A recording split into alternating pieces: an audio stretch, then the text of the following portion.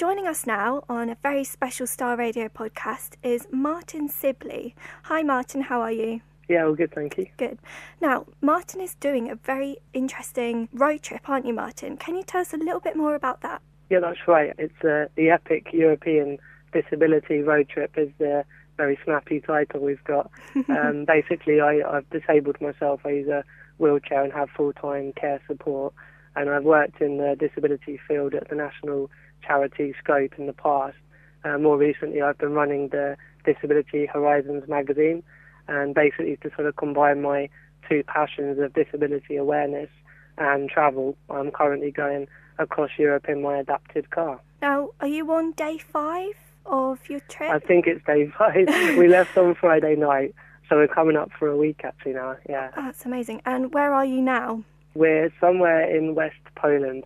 I've just had quite a morning of it actually. I attended a press conference for a local disability activist group who were there with all of the big politicians for the town of Warsaw, and basically they're trying to get new accessible buses. And I was brought in at the last minute to sit on the actual front table with all of the TV, radio and newspapers all covering the conference. Because I know you're out there supporting disabled people. Have you spoken to many? How has it gone? To Holland, and we had a night in Amsterdam, and that was more, I was sort of looking at the access and the transport from my perspective as we hadn't arranged a meeting there. And then we went on to Leipzig in the east of Germany, where we met 2 disability groups and got some really good interviews and learned a lot about sort of being disabled in Leipzig. And then today, after the press conference I've just been to, I then went to one of the individual's houses, and he used to be an ex-motocross or speedway champion, and he became disabled from an accident, and then now is fighting for disabled people's rights in Poland. So where are you going next then? Where are you travelling? So yeah, we've got the GPS programmed already, and we're heading off to Gdansk, which is in the northeast of Poland. We've got a couple of days there, and then the sort of semi-climax of the trip really is Vilnius in Lithuania, partly because it's the furthest east that we're going to be heading, and also because my grandfather was from Vilnius, from Lithuania, so there's a kind of angle of, going back to my roots as well. Have you come across kind of any personal challenges yet on the journey? Yes, well, basically we weren't meant to go all the way across to Lithuania and then all the way down through Austria, Italy and out to Spain and then back home. And unfortunately, the motorhome that I was due to do the trip in, the company were unable to provide it any longer.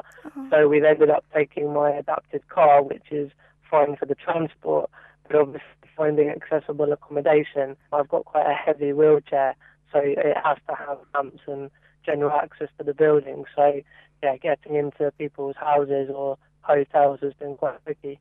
I guess it makes the general adventure and the trips a bit more challenging, but it makes it a bit more exciting as well.